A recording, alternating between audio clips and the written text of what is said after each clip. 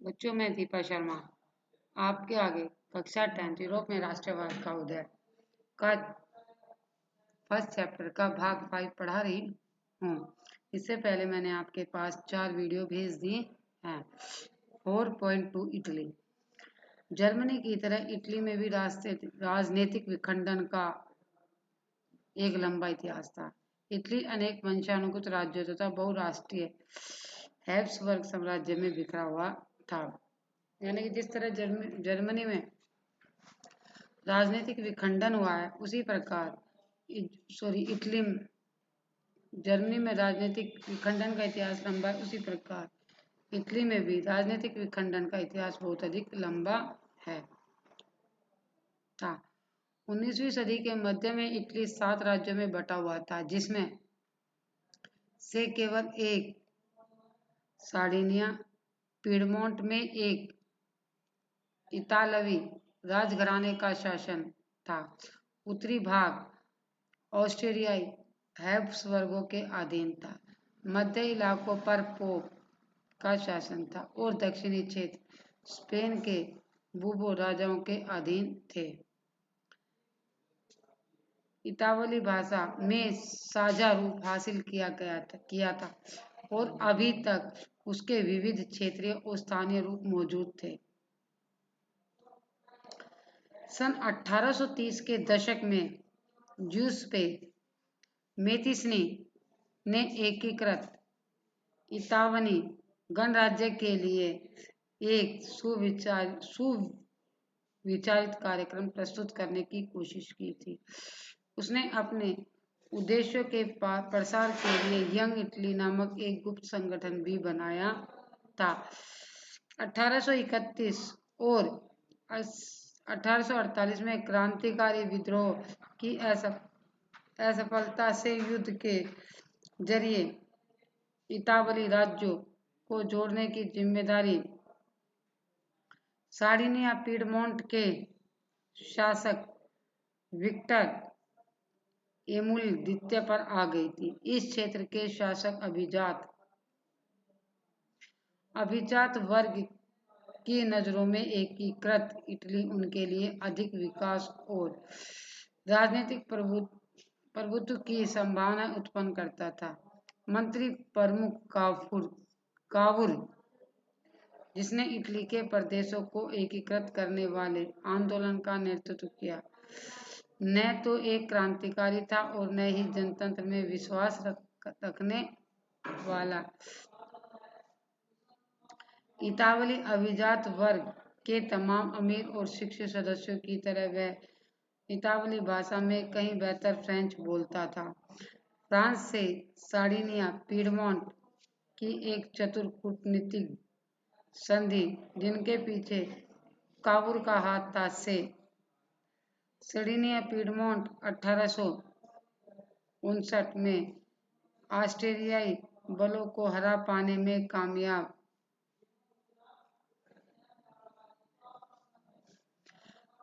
हुआ।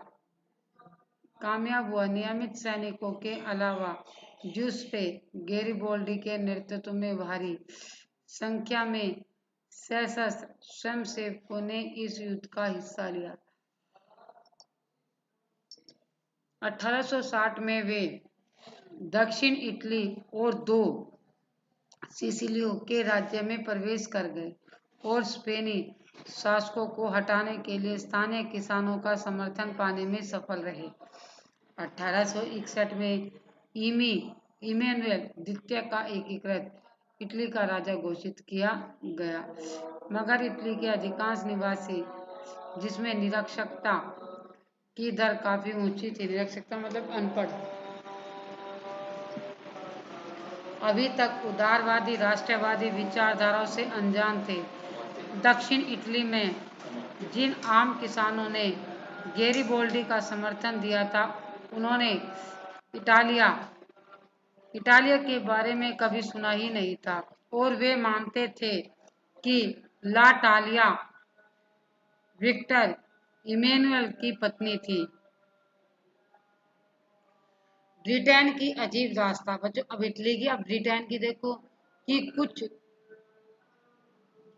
कुछ विद्वानों का तर्क है कि राष्ट्रीय या राष्ट्रीय राज्य का मॉडल या आदर्श ग्रेट ब्रिटेन है। ब्रिटेन में राष्ट्रीय राज्य का निर्माण अचानक हुई कोई उथल पुथल या क्रांति का परिणाम नहीं था। यह एक लंबी चलने वाली प्रक्रिया का नतीजा था। 18वीं शताब्दी के पहले ब्रितानी राष्ट्रीय था ही नहीं। ब्रितानी द्वीप समूह में रहने वाले लोग अंग्रेज, वेल्श, स्कॉट और आयरिश की मुख्य पहचान नृजातीय थी। इन सभी जातीय समूह की अपनी बच्चों इसमें एक नया शब्द आया नृजातीय। यह एक साझा नस्ली जनजातीय या सांस्कृतिक उद्गम अथवा पृष्ठभूमि जिसे कोई समुदाय अपनी पहचान मानता है। सांस्कृतिक और राजनीतिक परंपराएं थी, लेकिन जैसे जैसे आंग्ल राष्ट्र की धन दौलत, अहमियत और सत्ता में वृद्धि हुई, वह द्वीप समूह के अन्य राष्ट्रों पर अपना प्रभुत्व बढ़ाने में सफल हुआ। एक लंबे टकराव और संघर्ष के बाद आंग्ल संसद ने 1688 में राजतंत्र की ताकत छीन ली थी। इस संसद के माध्यम से एक राष्ट्र राज्य का निर्माण हुआ जिसके केंद्र में इंग्लैंड था। इंग्लैंड और स्कॉटलैंड के बीच एक्ट ऑफ यूनियन से United kingdom of great Britain का गठन हुआ। इससे इंग्लैंड व्यवहार में स्कॉटलैंड पर अपना प्रभुत्व जमा पाया। इसके बाद ब्रितानी संसद में आंग्ल सदस्यों का दबदबा रहा। एक ब्रितानी पहचान के विकास का अर्थ यह हुआ कि स्कॉटलैंड की खास संस्कृति और राजनीतिक संस्थाओं को योजनाबद्ध तरीके से दबाया गया। स्कॉटिश हाईलैंड के निवासी जिन कैथोलिक कुलों ने जब भी अपनी आजादी को व्यक्त करने का प्रयास किया, उन्हें जबरदस्त दमन का सामना करना पड़ा।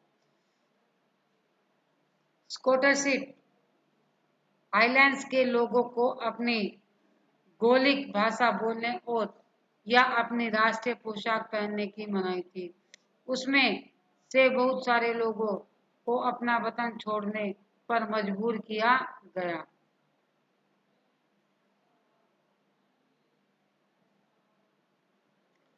आयरलैंड का भी कुछ ऐसा ही हश्र हुआ। यह देश कैथोलिक और प्रोटेस्टेंट धार्मिक गुटों में गहराई में बटा हुआ था। अंग्रेजों ने आयरलैंड में प्रोटेस्टेंट धर्म मानने वालों को बहुसंख्यक कैथोलिक देश पर प्रभुत्व बढ़ाने में सहायता की। ब्रितानी प्रभाव के विरुद्ध हुए कैथोलिक विद्रोह का निर्ममता से कुचल दिया गया। वोल्फ और उनकी यूनाइटेड आयरिशमन की अगुवाई में हुए असफल विद्रोह के बाद 1801 में आयरलैंड को बलपूर्वक यूनाइटेड किंगडम में शामिल कर लिया गया। एक नए ब्रितानी राष्ट्र का निर्माण किया गया जिस पर हावी आंग्ल संस्कृति का प्रचार प्रसार किया गया।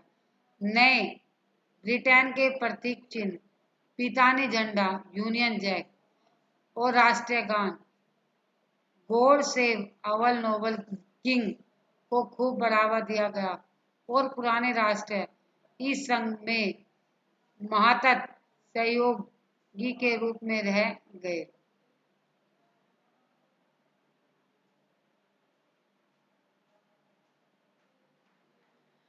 जूब से गैरीबोर्ड 1807 से 1842 में इंग्लैंड के स्वतंत्रता सैनिकों में सबसे मशहूर थे। कौन थे भाई? गैरीबोल्डी कौन थे?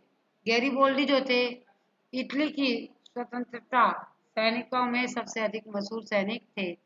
उनका संबंध एक ऐसे परिवार से था जो तटीय व्यापार में संलग्न था। वह स्वयं व्यापारिक नौसेना का एक नाविक था। 1835 की मुलाकात मेरिसियो से हुई। वह यंग इटली आंदोलन से जुड़ा और 1834 में पीडमांट के गणतंत्रीय विरोध में उसने भाग लिया। यह विद्रोह कुचल दिया गया और गैरिबाल्डी को दक्षिण अमेरिका भागना पड़ा, जहां वह 1848 तक निवासन में रहा। 1854 में उसने विक्टर इमैनुएल सेकंड का समर्थन किया और इतालवी राज्यों को एकीकृत करने का प्रयास कर रखा था। 1860 में गैरिबाल्डी ने दक्षिण इटली की तरफ एक्सपीडिशन ऑफ द थाईलैंड 1000 लोगों का अभियान का नेतृत्व किया। इस अभियान में नए स्वयंसेवक जुड़ते चले गए और उनकी संख्या लगभग 30,000 तक पहुंच गई। वे रेड शर्ट्स के नाम से लोकप्रिय हुए। सन 1867 में गैरिबाल्डी के नेतृत्व में स्वयंसेवकों की एक सेना पेपल राज्यों से लड़ने रोम गई थी, जो इटली के एकीकरण में अंतिम बाधा थी। वहां एक फ्रांसीसी सैनिक टुकड़ी तैनात थी। रेड शर्ट्स फ्रांसीसी और पेपलर सैनिकों के सामने टिक नहीं पाई। 1870 में जब प्रसा में से युद्ध के दौरान फ्रांस ने रोम से अपने सैनिक हटा दिए गए, तब जाकर पेल राज्य अतः इटली में सम्मिलित हुआ। बच्चों, इस क्वेश्चन को हम कब कैसे याद कर सकते हैं कि गैरिबाल्डी कौन था, या गैरिबाल्डी के विषय में एक टिप्पणी लिखिए। फिर आगे राष्ट्र की दृश्य कल्पना। किसी शासक को एक चित्र या मूर्ति के रूप में अभिव्यक्त करना आसान है, किंतु एक राष्ट्र को चेहरा कैसे दिया जाए? 18वीं और 19वीं सदी के कलाकारों ने राष्ट्र का मानवीकरण करके इस प्रश्न को हल किया। दूसरे शब्दों में, उन्होंने एक देश को कुछ यूं चित्रित किया जैसे वह कोई व्यक्ति हो। उस समय राष्ट्रों को नारी भेष में प्रस्तुत किया जाता था। राष्ट्रों को व्यक्ति का जामा पहनाते हुए जिस नारी रूप को चुना गया, वह असल जीवन में कोई खास महिला नहीं थी।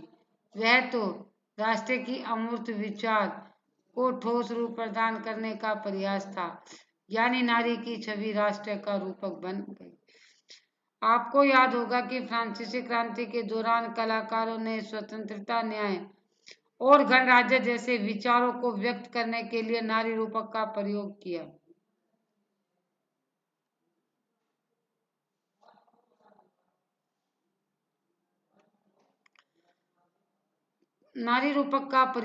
इन आदर्शों को विशेष वस्तुओं या प्रतीकों से व्यक्त किया था। जैसे कि आपको याद होगा, स्वतंत्रता का प्रतीक लाल टोपी और टूटी जंजीर है, और इंसाफ को आमतौर पर एक ऐसी महिला का प्रतीकात्मक रूप से व्यक्त किया कि जिसकी आंखों पर पट्टी बंधी हुई हो और वह तराजू लिए हुए हो। इस प्रकार के नारी रूपकों का आविष्कार कलाकारों ने 19वीं सदी में किया। फ्रांस में उसे लोकप्रिय ईसाई आम मोरियान दिया गया, जिसने जन राष्ट्र के विचारों को रेखांकित किया। उसके चिन्ह भी स्वतंत्रता और गणतंत्र थे। लाल टोपी, तिरंगा और कलंगी। मोरियन की प्रतिमाएं सार्वजनिक चौकों पर लगाई गई ताकि जनता को एकता के राष्ट्रीय प्रतीक की याद आती रहे और लोग उससे तादात्म्यता स्थापित कर सकें। मैरियन की छवि सिक्कों और डाक टिकटों पर अंकित की गई। इस तरह जेनेमिया जर्मन राष्ट्र का रूप बन गई। चाक्षुष अभिव्यक्तियों ने जेमेनिया बलूत वृक्ष के पत्तों का मुकुट पहनती थी, क्योंकि जर्मन बलूत वीरता का प्रतीक है।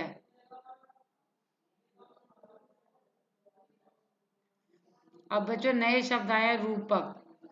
जब किसी अमूर्त विचार जैसे लालच, ईर्ष्या, स्वतंत्रता, मुक्ति को किसी व्यक्ति या किसी चीज के जरिए इंगित किया जाए तो वह रूपात्मक कहानी के दो अर्थ होते हैं, एक शाब्दिक और एक प्रतीकात्मक। प्रतीक के अर्थ: टूटी हुई बेड़िया, आजादी मिलना। बाद छाप कवच, जर्मन साम्राज्य की प्रतीक शक्ति। बलूत पंक्तियों का मुकुट, बहादुरी। तलवार, मुकाबले की तैयारी। तलवार की पर लिपटी जैतून की डाली, शांति की चाह। काला, लाल या सुनहरा तिरंगा। 1848 में उदारवादी राष्ट्रवादियों का झंडा, जिसे जर्मन राज्यों के ड्यूट्स ने प्रतिबिंबित किया हो।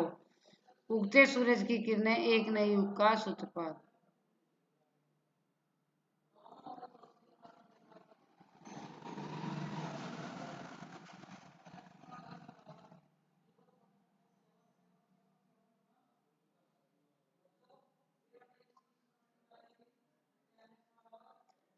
राष्ट्रवाद और साम्राज्यवाद।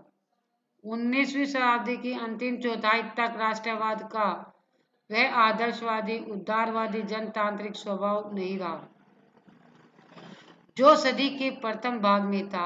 अब राष्ट्रवाद सीमित लक्ष्यों वाला संकीर्ण सिद्धांत बन गया। इस बीच के दौर में राष्ट्रवादी समूह एक दूसरे के प्रति अनुदार होते चले गए और लड़ने के लिए हमेशा तैयार रहते थे। साथ ही प्रमुख यूरोपीय शक्तियों ने भी अपने साम्राज्यवादी उद्देश्यों की प्राप्ति के लिए अधीन लोगों को राष्ट्रवादी आकांक्षाओं का इस्तेमाल किया।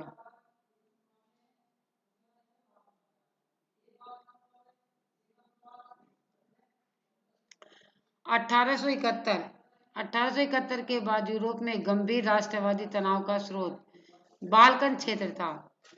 इस क्षेत्र में भौगोलिक और जातीय विभिन्नता थी। इसमें आधुनिक रोमानिया, बुल्गारिया, अल्बेनिया, यूनान, मेडिसन, क्रोएशिया और बोस्निया हेज़ेगोविना और स्लोवेनिया, सर्बिया और मॉन्टेनेग्रो शामिल थे। क्षेत्र के निवासियों को आमतौर पर स्लाव पुकारा जाता था। बाल्कन क्षेत्र का एक बड़ा हिस्सा ओटोमन साम्राज्य के नियंत्रण में था। बाल्कन क्षेत्र में रोमानी राष्ट्रवाद के विचारों को फैलाने और ओटोमन साम्राज्य के विघटन से स्थिति काफी विस्फोटक हो गई थी। 19वीं सदी में ओटोमन साम्राज्य ने आधुनिकीकरण और आंतरिक सुरक्षा के जरिए मजबूत बनाना चाहता था, किंतु उनमें इसे बहुत कम सफलता मिली। एक के बाद एक उसके अधीन यूरोपीय राष्ट्रें उसके चंगुल से निकलकर स्वतंत्रता की घोषणा करने लगी। बाल्कन लोगों ने आजादी और राजनीतिक अधिकारों के अपने दावों को राष्ट्रीयता का आधार दिया।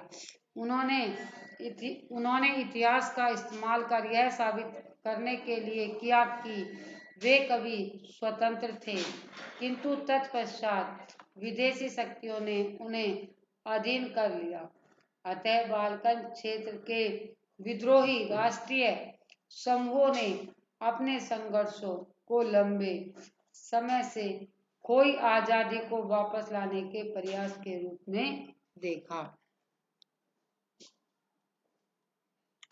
जैसे जैसे विभिन्न स्लाव राष्ट्रीय समूहों ने अपनी पहचान और स्वतंत्रता की परिभाषा तय करने की कोशिश की, बाल्कन क्षेत्र गहरे टकराव का क्षेत्र बन गया। बाल्कन राज्य एक दूसरे से भारी ईर्ष्या करते थे और हर एक राज्य अपने लिए ज्यादा से ज्यादा इलाका हथियाने की उम्मीद में रहता था। परिस्थितियां और अधिक जटिल इसलिए हो गई क्योंकि बाल्कन क्षेत्र में बड़ी शक्तियों के बीच में प्रतिस्पर्धा होने लगी। प्रतिस्पर्धा मतलब बच्चों घृणा। इस समय यूरोपीय शक्तियों के बीच व्यापार और उपनिवेशों के साथ नौसैनिक और सैन्य ताकत के लिए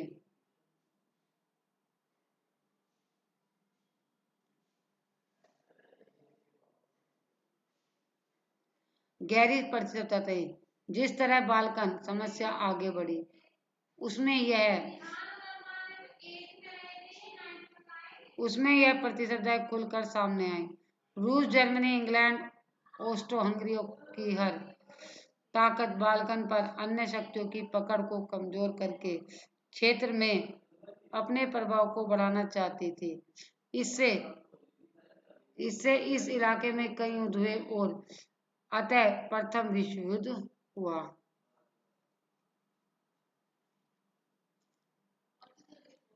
साम्राज्यवाद से जुड़कर राष्ट्रवाद 1914 में यूरोप को महाविपदा की ओर ले गया।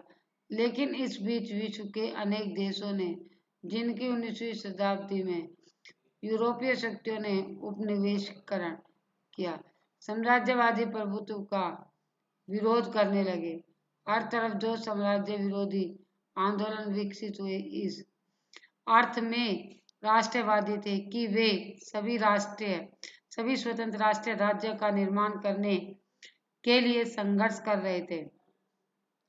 वे सभी एक सामूहिक राष्ट्रीय एकता की भावना से प्रेरित थे जो साम्राज्यवाद विरोध की प्रक्रिया में उभरी थी। राष्ट्रवाद के यूरोप विचार कहीं और नहीं दोहराए गए क्योंकि हर जगह लोगों ने अपनी तरह का विशिष्ट राष्ट्रवाद विकसित किया, मगर एक विचार की साम्राज्यों के राष्ट्रकूटों को गठित किया जाना चाहिए, एक स्वाभाविक और सार्वभौम मान लिया गया।